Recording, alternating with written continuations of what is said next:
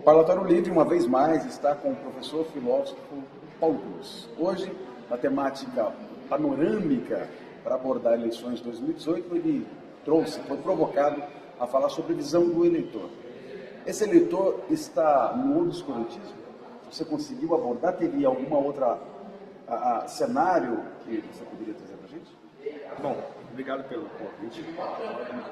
O que eu tenho defendido, assim, eu tentei fugir um pouco do aspecto imediato da questão do eleitor e levantei uma questão que eu acho que é mais fundamental, que é assim, há um problema no eleitorado, porque há um problema no Brasil.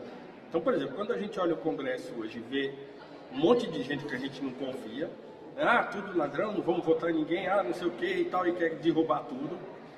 Há um problema porque a gente não consegue fazer a ligação entre aquelas pessoas que estão lá e o fato de que fomos nós que as colocamos lá.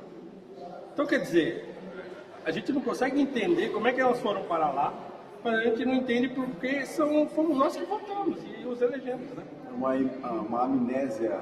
É uma espécie de cegueira, que eu estou chamando de cegueira espiritual, e o termo não é meu, né? Mas por quê? Porque a gente não consegue mais discernir a nossa realidade.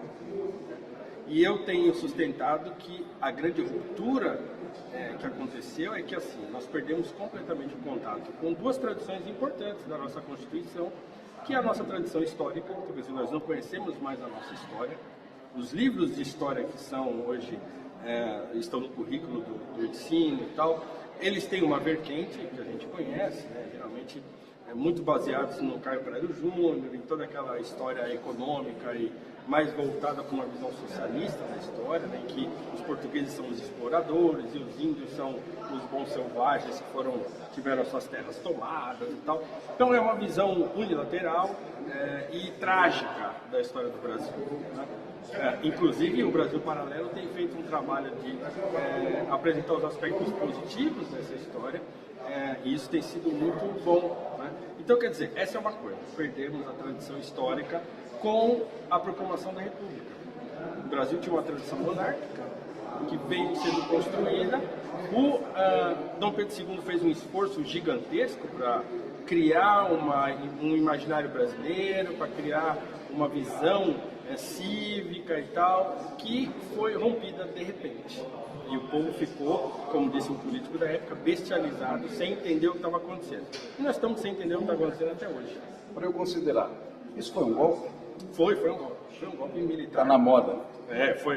Desde então está na moda, né? Então a gente vende golpe em cima de golpe. Então, quer dizer, pregavam um republicanismo, uma democracia, não passou muito tempo, já se transformou numa ditadura e tal. Então, quer dizer, aí estamos aí nessa situação hoje.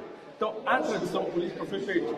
Nós não sabemos quem foi Rui Barbosa, quem foi Joaquim Nabuco, quem foi José do Patrocínio, nós não sabemos quem foi José Bonifácio. Então, perdemos o contato.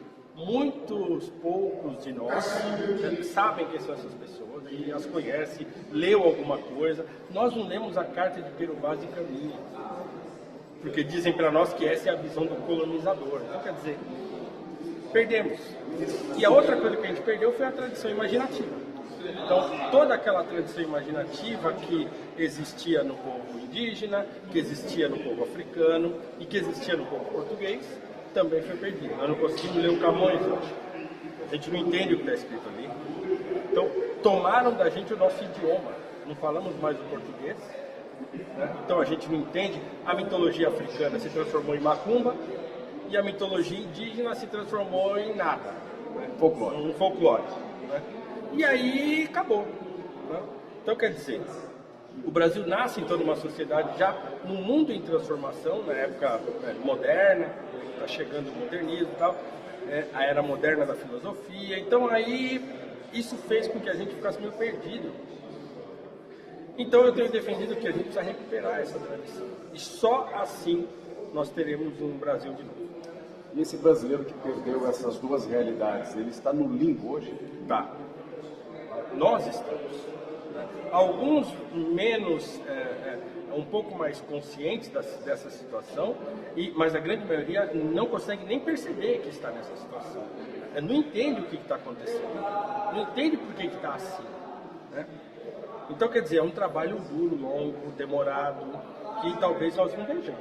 Nossos filhos, nossos netos, né, bisnetos, talvez verão, se a gente começar a fazer agora alguma coisa. Senão, não tem jeito. O Parlatório Livre quer tirar você e quer nos tirar também desse sentimento letárgico.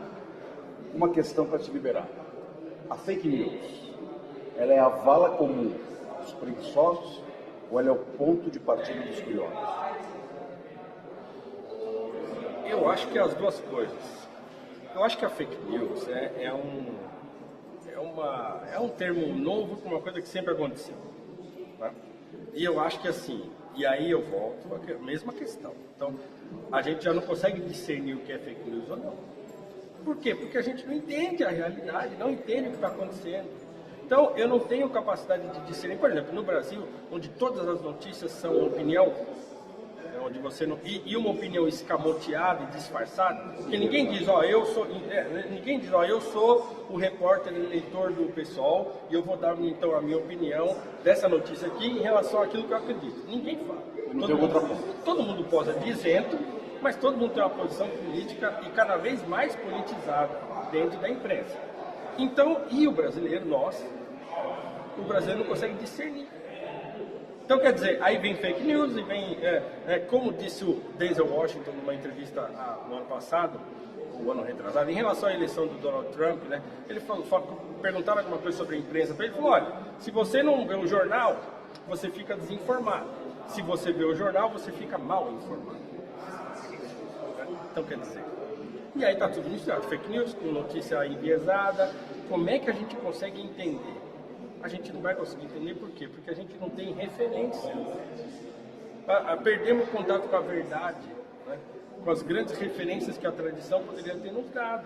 De ver uma notícia e compará-la com alguma coisa que seja da minha experiência, ou da minha experiência imaginativa, ou histórica, né? Que peraí, mas esse negócio... Claro que o brasileiro ainda sente um estranhamento quando ele vê, por exemplo, essa imposição da questão de gênero. Então, os meus alunos, eu tenho que perguntar isso para eles, eles estão todos escandalizados. A imensa maioria deles olha isso e fala, mas por que estão falando tanto nisso? Então, há um estranhamento, mas eles não conseguem perceber qual é o problema, o que é que está acontecendo. Que é bem mais grave. O Parlatório Livre te convoca e te provoca a não ouvir o fake news. Assista o Parlatório Livre, professor. Obrigado. Deixa eu abençoe.